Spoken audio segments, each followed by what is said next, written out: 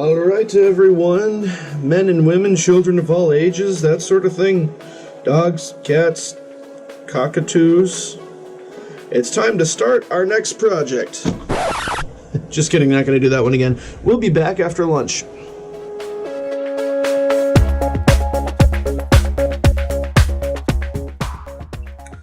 Well, I promised you I wasn't pulling that hokey joke again, and I wasn't kidding.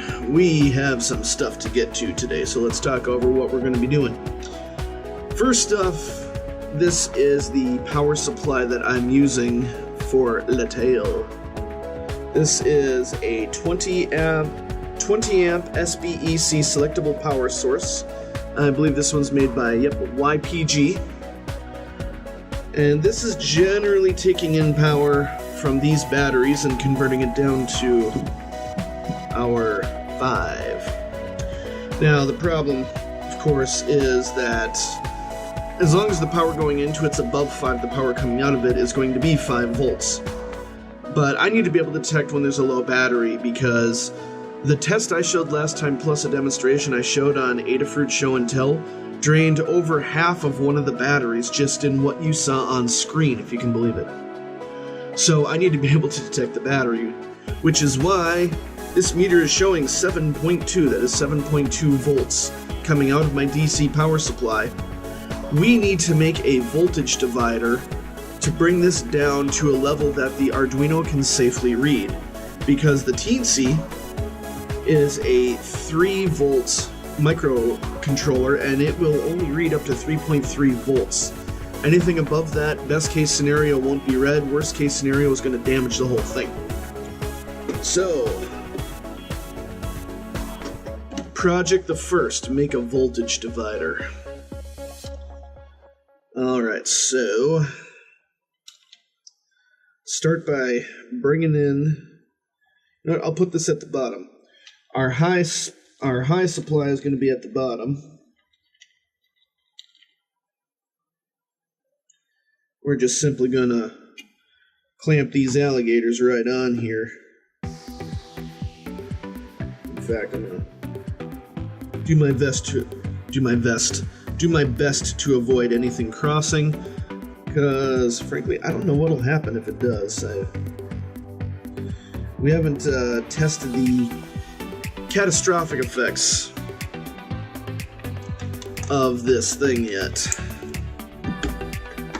Alright, so here now, along this quarter of the strip is going to be 7.2 volts. There's actually a break right here.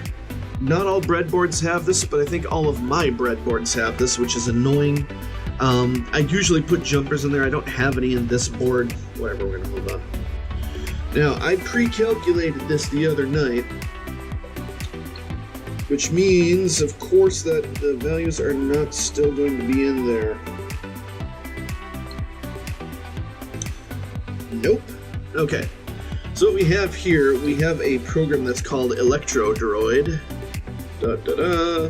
And this allows me to be lazy and not have to know how to do this math myself. So I just plug in what values I want to use. It'll tell me what the output's going to be. So we know our input. It's going to be 7.2 volts. It's actually 7.3 at the max, but I'm not too worried about that. The resistors I have access to: 4.7, 3.3, 2.2. I want to use, these are mega ohm resistors. I want to use my larger ones. In fact, let's grab the 10 meg here as well.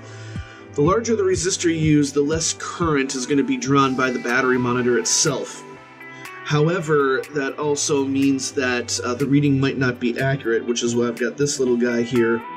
This is a 0.1 microfarad capacitor, and supposedly this will keep the system running well enough that the Arduino won't get confused by it. We'll be checking that later on. I don't know if we're going to get to the programming stage of things today. We've got a lot of proto work to do, so we're starting with that. See here, 7, that would be 8 on the nose.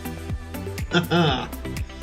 So, if I use a 4.7 meg and a 3 meg on one side, and I use a 10 meg on the other, That brings me up to exactly 3.2 volts using 282.88 microwatts or 400 nanoamps. This thing ain't never gonna drain power. Alright, let's hook it up. Let's see if the math she hold.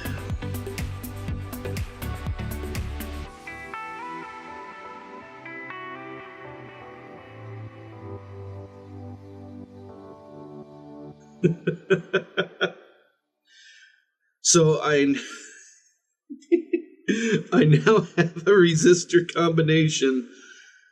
We got my power in here through a bunch of resistors, back out again. The current draw shown on my DC power supply is 0. In fact, we can bear that out here. We use ye old meter of multi. Get this thing out of the way. I'm usually really scared about using the ampacity measurement because I'm really good about popping fuses, but in this case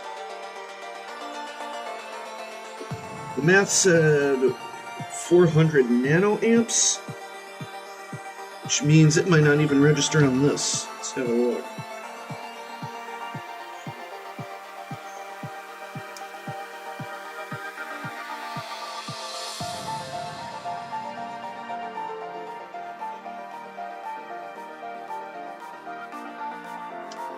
In fact, I'm getting 300 nanoamps. There we go then.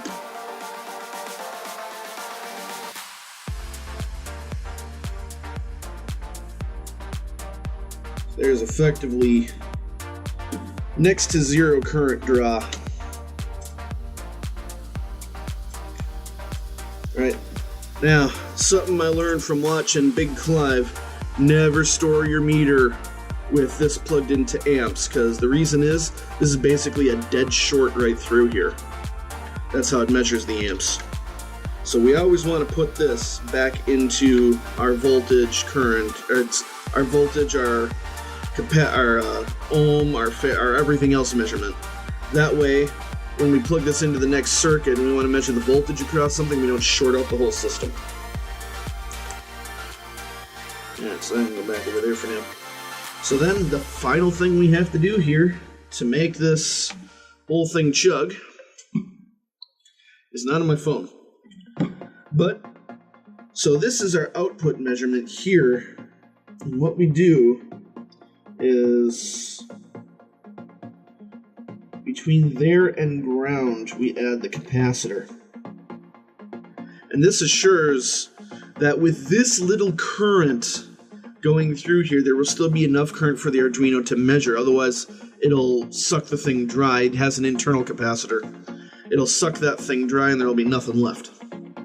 So, the last thing we want to do actually is measure voltage. And for this one, I am just going to use the probe, so it's going to be easier. So, our measurement point is wrong. Let me just drain the voltage out of there. That should be good enough. This is where I need that, because these two are in series. I'm stupid and I forgot that. Alright, so we're just going to measure between this point, and if the math is right, 2.2 volts. I'm a little bit worried about when I touched it originally. It spikes up a bit high. That's got to be that capacitor. So let me leave that for a few moments here. Seems like a few moments. I think we're doing alright. Let's see how much voltage the capacitor is getting, just out of curiosity.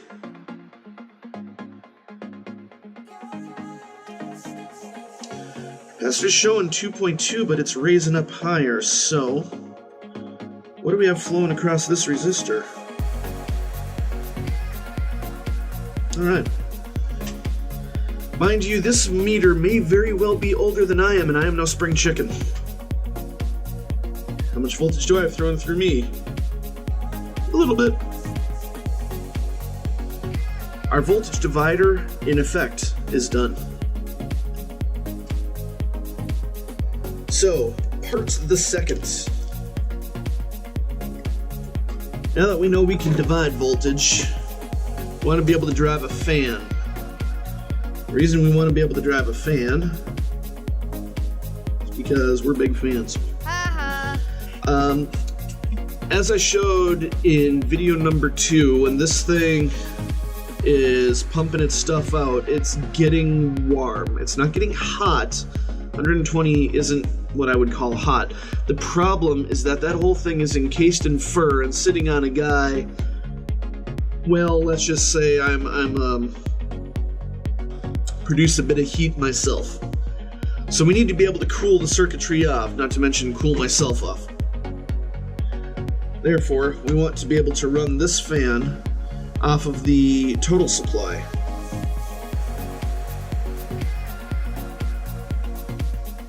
Which is going to do this. It's going to make the woo noise.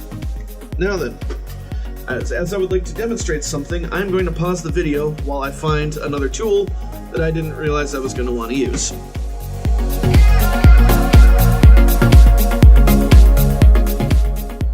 Now, this, sports fans, is my digital anemometer. However, it's kind of a cheap one. You will notice right now that the vanes are kind of going back and forth. That's because it's not perfectly balanced, which annoys me. Whatever, it'll work for our purposes. So what I'm going to do is I'm going to use this thing so we can measure from a set distance. I'm going to turn the thing on. Right now it's showing not a lot. Now it's showing a little bit, but not a lot, but that's because I'm holding it up here when the fan's down here. So you're just going to have to take my word for it when I tell you that we are currently getting just about 4. We're at 3.9 kilometers an hour. I don't know why I have it set to that. Doesn't matter. All we need is the number 3.9. Now, if I turn my voltage down, and I gotta make a note of this because my power supply is not perfectly accurate, either that or these wires have some resistance to them. The other thing to mention is this thing is drawing current. I'm drawing 0.14, 0.13 amps. In fact, let's get ourselves a little bit of scribble paper here. The problem when your buddy comes over and asks you for some paper and you hand him your sketchbook is you don't remember what the there it is. Alright, so at 7.2 volts, which is actually 7.23 on the meter, we're at 3.9 kilometers an hour. At, let's go worst case scenario, 0.14 amps. Now let's change the voltage down. Now we're at 5 volts. We are pulling 0.08 amps, which saves us power. Problem here, we have decreased to 2.5 kilometers an hour. So clearly, for the best cooling, we're getting almost double at the 7.2 volts, which is where we want to run it. I'm not even going to show you what this thing does at 3 volts. It's not funny. So we want to run this thing directly off of the battery connection. But we don't want it to run all the time, because it does take 1/10 of an amp to run. We only want to run it when the system gets warm, which is going to be when everything's, running. We only want to run it when everything's running. Don't ask questions. So how are we going to accomplish that? I need another thing. Grab one of the dents. We're gonna accomplish that. We're gonna accomplish that with these. These are, I better not screw this up. These are N-channel MOSFETs. High-speed power switching MOSFETs. It's sort of like a transistor's big brother. The circuitry is different, but we'll just run with that. These things will take a very small voltage, small current, and open up the trace for the motor to run. It's high current. And these things will do quite high current if you feel like putting a heatsink on them, which I don't. But for our purposes, they'll work just fine.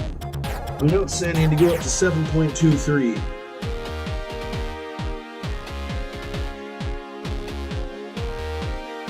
.24, we're close enough, that'll do the trick. So now I've got a little bit of soldering to do, so we can actually get this stuff plugged into the breadboard for proper testage.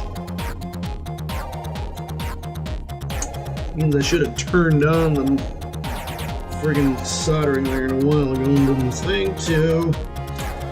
Get this stuff out of the way.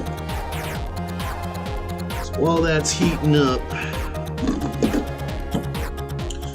the other things I have out here I can go over. We don't have a whole lot else out here.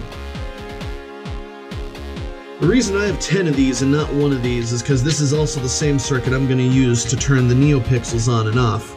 So like I said, even when a zone is not running, it still consumes power at idle, and that power is not insignificant. It's per LED, it's about 0.9 milliwatts. Multiply that by 500, creeping up there a bit. So that's what that is. What this thing here is, this is a linear, what do they call it? Linear temperature sensor.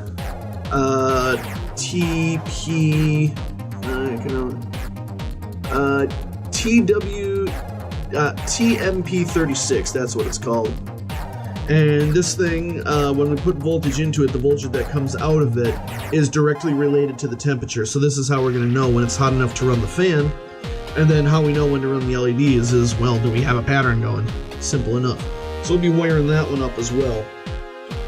We also want to wire in this thing so that we're actually getting the 5 volts out of this system to begin with. Alright, now that we're up to a bit of temperature, let's get some things soldered into place. I'm going to start with our SBEC.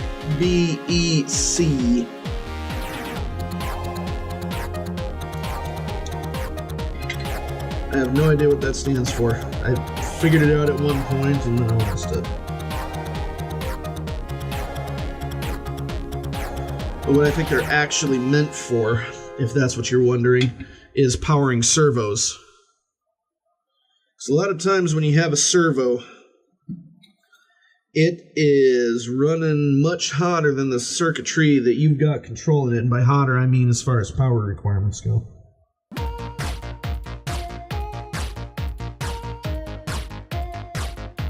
We're just going to do a very simple stick job here. This thing isn't going to be moving around too much while we're prototyping. That's probably a bold-faced lie right there, but we'll make do with it. For whatever reason, I don't have any red wires in this length other than the one I've already used, so I'm going to make the other side of this orange.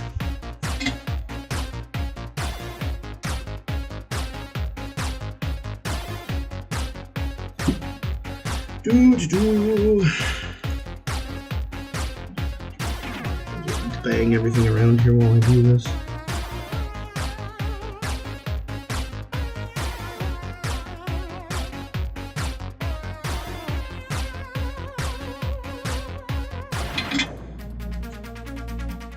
Okay. I am not, by any stretch of the imagination, going to bother shrink wrapping all this junk. So we're going to do what I did last time, which is just use a bit of Scotch tape. In fact, it is Scotch tape. This video is not sponsored. Please sponsor me.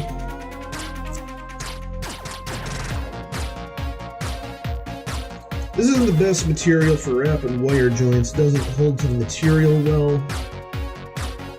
It's good enough at insulating for the voltages we're using. It's not going to melt into the amperages we're using for today. but it is very easy to poke through too. In fact, that was one of the issues I had last time, is some of my junk was poking through.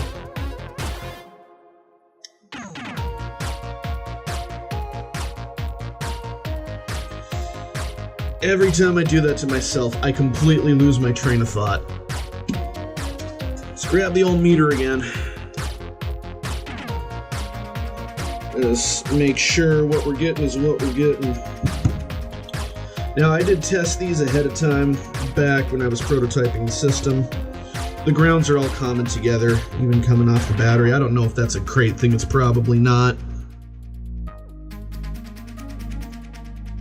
Let's see here. Hot's the middle. Sure. Meter here is visible. We want to see, this will be a little over 5 volts. And then when we have an actual honest-to-goodness load across it, it'll drop down to 5. But that's what we wanted to see for now. Meter away! Almost took the breadboard with it! So then, because this side is decently deep, I can plug these directly in without fear of crossing wires. Pull you off to the side. And we will power on the top there. We will power on the top. Now these resistors I can put away. This is my 10. This is my, or rather 10 to the 6th. I've decided after much deliberation to label my resistor drawers essentially by the last color on it. So times 10 to the power of 6, that happens to be the blue color, which is the highest value resistor I have right now, is that 10 meg. Lowest value I have is I have a 1 ohm, and the color code for that, if you're interested, is brown, black, gold for a 3-band. Alright, now that we got that wired up, it's time to wire up one of these things.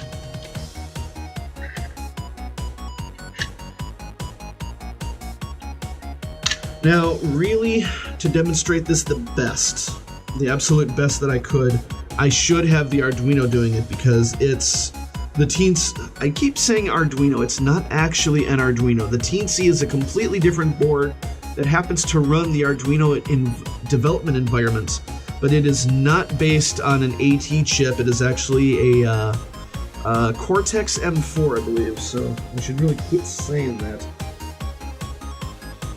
To really demonstrate this, though, I should be using the control line off of the Teensy because it runs at 3.3 volts. We are where we are. And where we are is me trying to remember the pinout of this thing and having it on the computer. Because why would I need it over where I'm recording? You know, that would just be the smart thing to do. Who does that? Well, it's a good excuse for me to take a drink.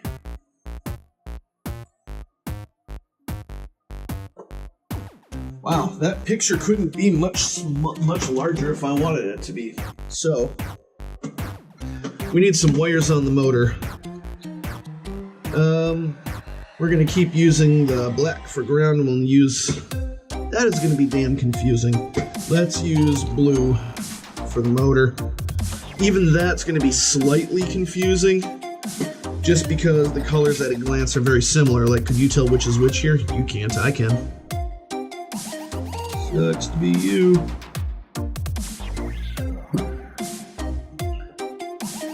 Though chances are you'll figure it out pretty quick here when I actually solder the thing in place.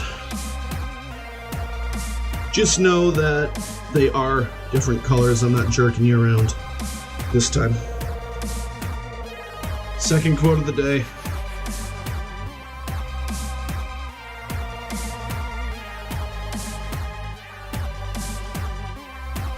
In case you're wondering why I keep saying quote of the day, I get the feeling I'm going to be really lazy when I edit this video, and I want to make sure I'm yelling at myself to remind myself.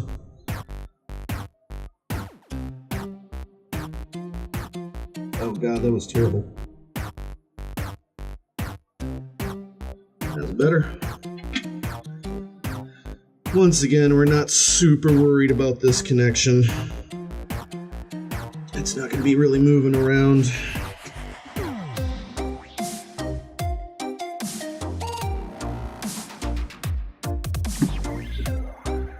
This wire is blue. Now you can see it. Now you can't. At least not on my monitor. Maybe you can when you're actually looking at this in 1080p. On that note, I am going to be making a couple of changes to my recording setup. First change I'm making is the whole camera. Right now, I am using a Hero 5 Black Edition, which is really small and light. It records really great video, and because it is so small and light, this is how it's mounted, just on a little bar like that. Problem is I have on-screen controls on my tablet. I can come over here and hit stuff and do stuff, but none of it's really great for real time. I also have this camera. This is a Canon Vixia Hf G20. The only thing that separates this from a prosumer camera is having the XLR inputs on it. Otherwise, it is the same chip in here. It is the same lens. I even have the hood for it. It's just not plugged in right now. Same image processor, same everything. So I'm going to have this one doing the measuring, and I do happen to have a LANC remote for this that plugs in to somewhere on here. I don't know. In here.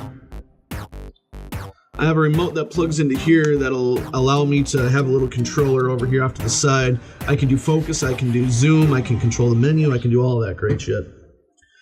Problem is, this thing, you guys up there, you don't weigh anything. You weigh a couple of ounces. This thing weighs 700 grams for flips. So I need a much better mount to hold that up. The other thing that it means, without spending an extra $40 that I don't want to spend just to plug a friggin' the microphone into that thing, is, let me get the dead cat out of the way, I can use my Rode shotgun mic with this as well, external mic, so camera's going to be pointing straight down like this one is, but that means this microphone is also pointed straight down. This one I can have pointed right up to my face. Johnny, tell them what they've... I am Johnny in that... whatever. You get what I'm talking about, though. I can have the microphone pointed right at me.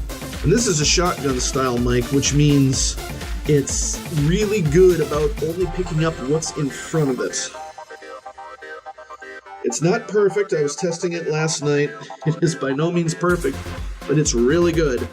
It's also got a couple of mountain systems down here I can use. I've got a tiny Canon shoe adapter on there right now.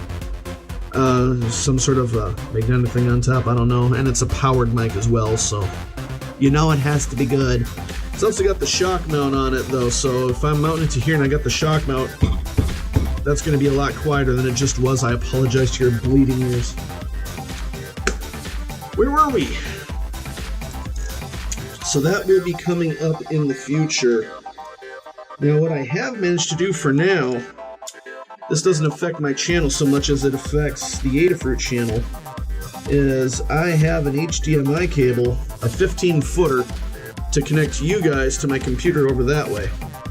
So that when I want to demonstrate on something on Adafruit, I can pipe this signal right in, have all my stuff here. Isn't that cool? Alright, the motor, she is done. Which means, if we really want to, just run her all the damn time.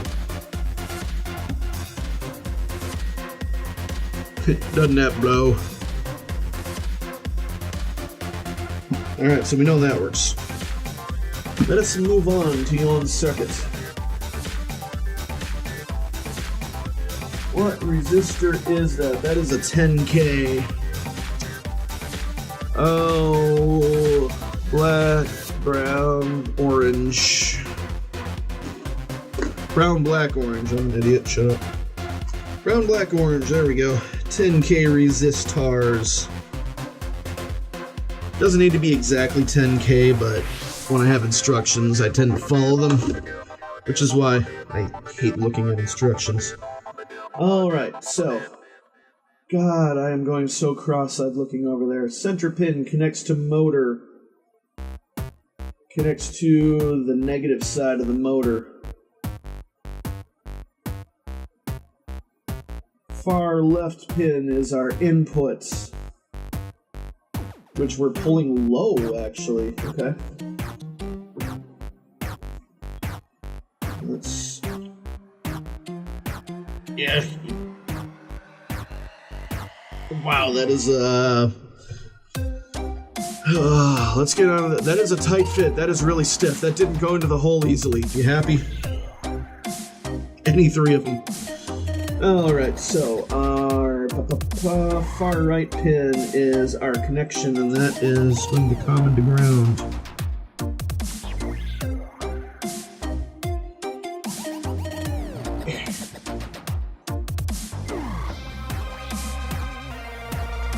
That's also going to go to the switch.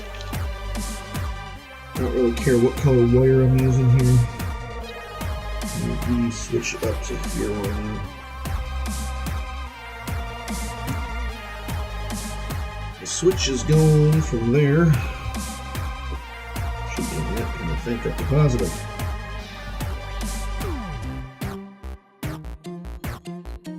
Yeah, I should be able to get in there well enough. Alright, motor goes to positive. Where are my diodes?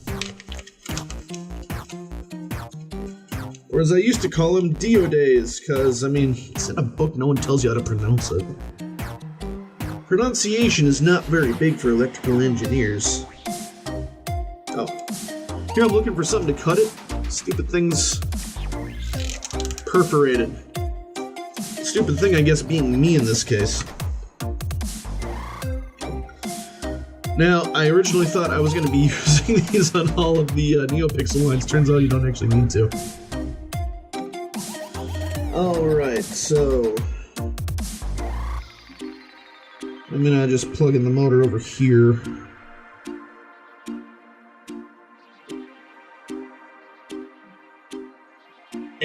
Okay. So we have our positive end and our negative end. The diode goes across them. Negative end of this goes to the center pin.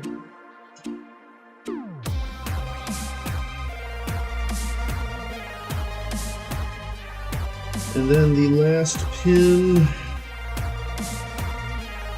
looks like also goes to the negatory.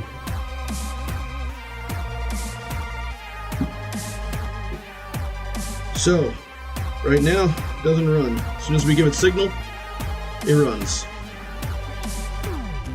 And this thing is using no current whatsoever.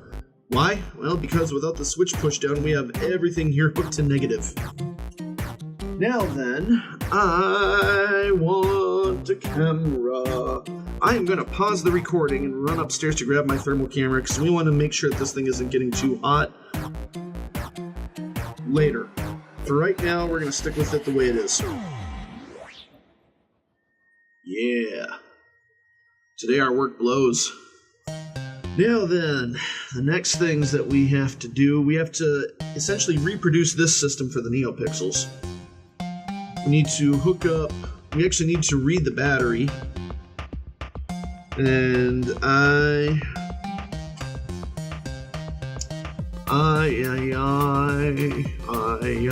ice cream. I don't know what I'm doing with that. I'm gonna need another connector for the fan that goes in the head. Because I'm also gonna want that one to be having a decent glow about her. This fan has a decent glow. Oh yeah. If I have that about where my nose is, man, I could shoot all day in this thing. Alright, next step is going to require the microcontroller, and we're going to do some programming on that. A couple of things we're going to want to do. I'm going to want to drive the strip.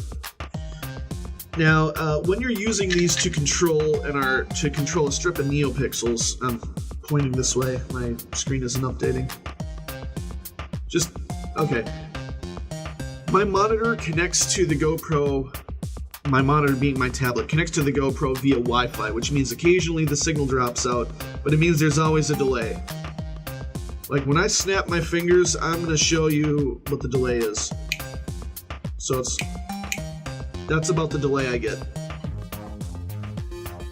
which means I sometimes get stuck looking at the monitor wondering what the hell going on, because I don't know yet, because it hasn't updated. Where was I? When you're using a MOSFET to control a strip of neopixels, the information I found on the Teensy website, PRJC, says that you should give it 50 milliseconds for the board to turn on before you send it control codes. I don't know how necessary that is, so I'm going to set up something that's going to turn it on and then immediately try and light 1 and 2 and 3 and 4 and 5 and 6 lights, so that we'll be able to see on camera exactly how many lights turn on at first. If the very first frame shows 1 light on, we're golden. That means we can turn it on, drive right away. If we get 10 lights showing up, that means I really got to worry about the delay with this thing. So we're going to be doing that. We're also going to be sensing temperature with this doohickey here. I'll probably throw the heat gun on it. I can calibrate that to what kind of temperature I want it to be, and we'll see. But when we want it to go, we also want to see that we can actually monitor the battery voltage. All of this considered, I'm probably going to want to use my my serial LCD display. That'd be the easiest way for you guys to be able to see it. But in any case, that's where we're at, and that's where we're going to be, and we'll see you when we get there.